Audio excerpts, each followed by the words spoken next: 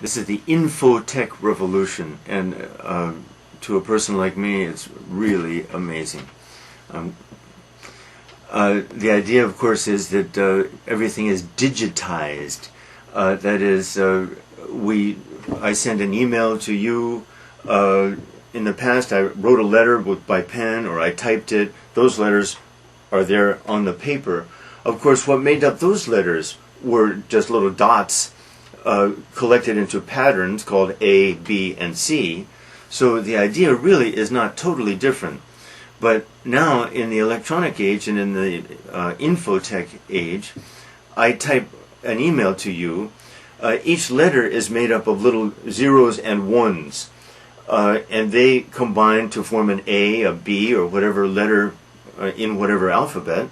Of course, the zeros and ones are what is real, so to speak, though that's questionable, because, of course, we can always go back to say, well, what makes up the zeros and ones themselves? But what we're seeing is a kind of illusion. This reminds us, though, that really everything is the same. Ultimately, in a atomistic view of life, atomistic, which is as old as Democritus, I think, 5th century BCE in Greece.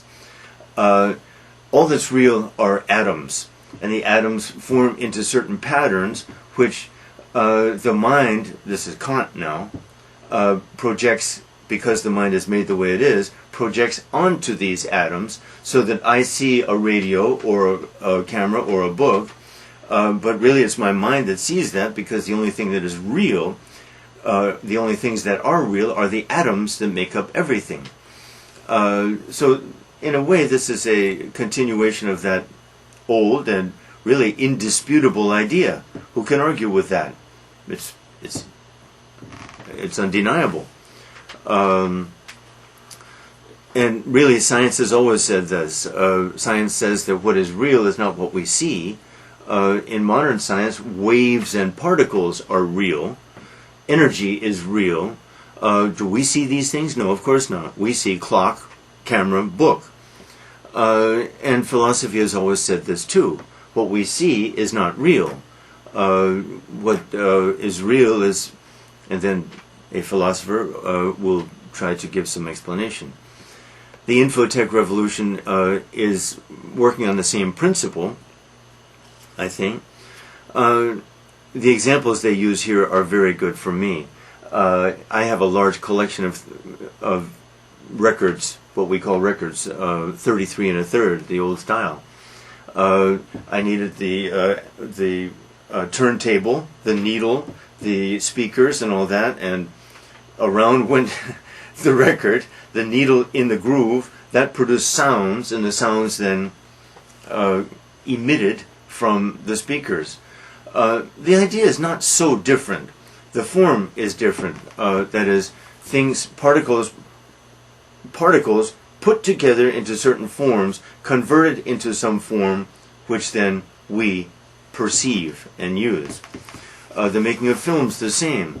Formerly, the cumbersome apparatus of inserting the film into the camera, well, this is now absurd. This is going even further, and as this article says, we're just at the beginning, and I'm sure we are. And it's a little scary, but like all scientific developments, has great potential for interesting, productive, beneficial things, has potential for harm too, like all things. We have to exercise some wisdom in our use of and regulation of these things. I didn't know, but in 2001 there was a movie called Final Fantasy, actors interacting, even a love scene. There were no actors. Each of these actors was created by the computer. This began in Jurassic Park 10 years ago, maybe, when the computer created the dinosaurs, which we saw, and they looked so real, and they interacted with the actors and all that. And we see it again and again. It's amazing what the computer-generated images can do. 2 days ago, I saw this film that many Koreans have seen and are talking about too, The Day After Tomorrow. It's about an eventual climate catastrophe, the result of global warming, which, in very scientific terms, which I have understood but totally believable, by dint of which, because of which, within hours, within a few hours, certainly within 24 hours, huge natural disasters engulfed most of the northern hemisphere, beginning from the Arctic Circle on down to the southern states in the U.S., covered Europe, covered most of Russia, and all that. Within a week, all ice. All ice. Now, this state continued for only a week, and then nature's pattern was restabilized. But my point is, the images that were created, these huge clouds, and we watched them grow.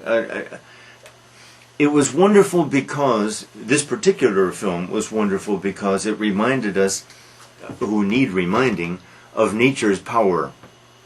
What can man do against a tidal wave, a hurricane, an earthquake? Very little. It's a reminder of our very limited ability to resist major, even minor maybe, forces of nature. Anyway, all, of course, computer generated. But to imagine that actors, that everybody in the film is not a real person, but is the product of a computer, is made up of a computer. These handsome actors and beautiful actresses and doing whatever they do are not real. Healthy reminders for us, I think. Now, do people want that? Will people like that? Probably not. Probably not. We want human contact. We want to see beautiful but not perfect women, handsome but not perfect men, a sparkle in the eye, an odd smile, or a frightening thing, or something ugly, a blemish. I don't think we'll get beyond that. But changes are occurring here, remarkable changes. And we're just at the beginning, I guess. Now, what does that mean? That means that reality is more and more the product of the computer. But when we say that, of course, what is a computer? A computer is a machine operated by someone or a group of people. That is, it's kind of like our tendency to use the word science. There is no such thing as science. There are scientists. There is no such thing as a computer, really. There are the people who operate computers. Always we come back to the human beings operating these things. And it's naive and foolish to suppose that science does this, or even computers do this. Now, of course, science fiction has already speculated about the day when the computers are smarter than we are and control us. But someone still made the computer. Someone still programmed it. I don't know. Computers can certainly beat most of us at chess, and can beat the best some of the time, and maybe more and more most of the time. And that's indicative of what we're up against here. But we must always remember that there's no such thing really as infotechnology. There are the people who make this. Interesting. Thank you.